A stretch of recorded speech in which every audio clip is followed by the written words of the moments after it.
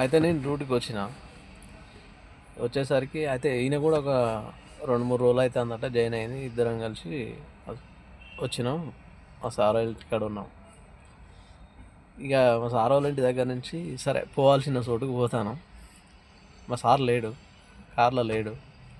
ఎవరైతే ఉన్నాడో ఆయన ఉన్నాడు నా పక్కన. పేరైతే చెప్పాను, పాపం మనోడే. అయితే మనకు మన దగ్గర మనకు కొంచెం దగ్గరనే ఉంటాడు. ఆయన వచ్చిండు, ఇట్లా పరిచయం చేసుకున్నాం. ఇక ఊకే ఫోన్ చేస్తాను వాళ్ళ భార్య. ఇంకా ఫోన్ చేసి పోయినావానే సార్ వాళ్ళ ఇంటి దాకా పోయినావా, పోతే వీడియో కాల్ చేయి ఒకసారి అంటాను. నాకు క్లియర్గా వినపడతాను. వీడియో కాల్ నా దగ్గర నెట్ లేదే అని ఆయన అంటాడు. ఏడున్నారు ఇప్పుడు అని అడిగింది.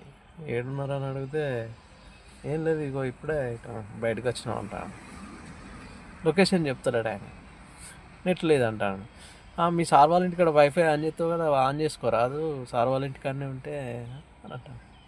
లేదే సార్ వాళ్ళ ఇంటికాడ కొంచెం బయటకు ఏం మనం ఉన్నదే సార్ వాళ్ళ ఇంటికాడనే ఉన్నాం, ఇంకా బయటికి రాలే ఇంకా అంటే మళ్ళీ వచ్చే వరకు మళ్ళీ ఫోన్ చేసినప్పుడు ముచ్చట ఇది. బయటకు అయితే పోయి వచ్చినాం, కానీ సార్ వాళ్ళ ఇంటికి వచ్చినాక కూడా ఇంకా మేము రాలేదు, వేరే కాడ ఉన్నాం అంటాడు.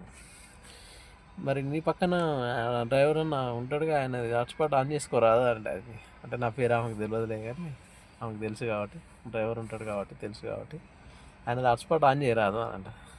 మరి నాకు డౌట్ వస్తుంది. ఇక ఈ పక్కన కూర్చొని ఆయన ఏం చెప్పలేకపోతాడు, అటు ఇటు అవుతాడు, మస్తు టెన్షన్ పడతాడు పాపం.